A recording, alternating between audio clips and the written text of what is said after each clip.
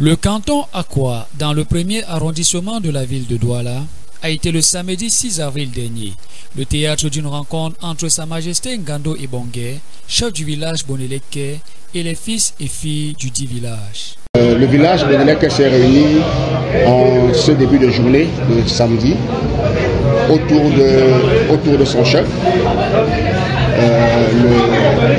celui que le village a traditionnellement désigné comme étant le chef du canton, donc en la personne de Sa Majesté Ngando Ebongue Akwa Jean-Pascal.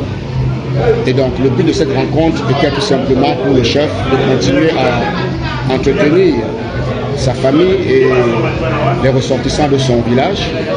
Comme cela se fait habituellement, le chef se réunit autour de sa famille. Mais au-delà de ce moment exceptionnel d'échange et de partage entre le chef et son peuple, il était surtout question pour le village de mener une réflexion profonde en vue de démêler les chevaux complexes de ce qui s'apparenterait à un bicéphalisme au sommet du trône des Bonambela depuis la disparition le 8 décembre 2020 de Sa Majesté Dika Charles David. Pour nous aujourd'hui, nous ne pouvons pas considérer qu'il y ait une décision qui ait été prise. Parce que jusqu'à présent, le pseudo arrêté que l'on nous brandit n'a jamais été publié au journal officiel, ni en français ni en anglais. Et curieusement, depuis cette désignation, cette mascarade du 15 mars qu'il y a eu à la salle des fêtes, il y a eu d'autres désignations dans d'autres chefferies. Et ces chefs sont déjà détenteurs, n'est-ce pas, des arrêtés dûment signés. Mais curieusement, on nous brandit un arrêté que nous n'avons jamais vu, mais qui n'est publié dans aucun journal officiel. Et donc pour nous, ce bout de papier ne peut pas nous être opposable.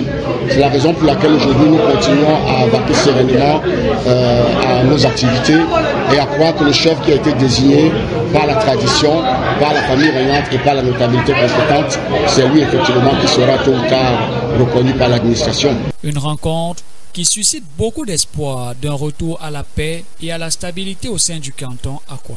Le but était d'apaiser les cœurs et de ramener la sérénité parce que voilà, il y avait beaucoup d'interrogations et donc nous avons cru bon effectivement de ramener les troupes pour que nous puissions continuer à renserrer cette bataille que nous avons commencée. On ne peut pas construire un pays ni un village sans la paix. Donc nous sommes pour la paix, c'est pour ça que nous sommes là, pour cette paix-là, pour qu'elle puisse régner enfin.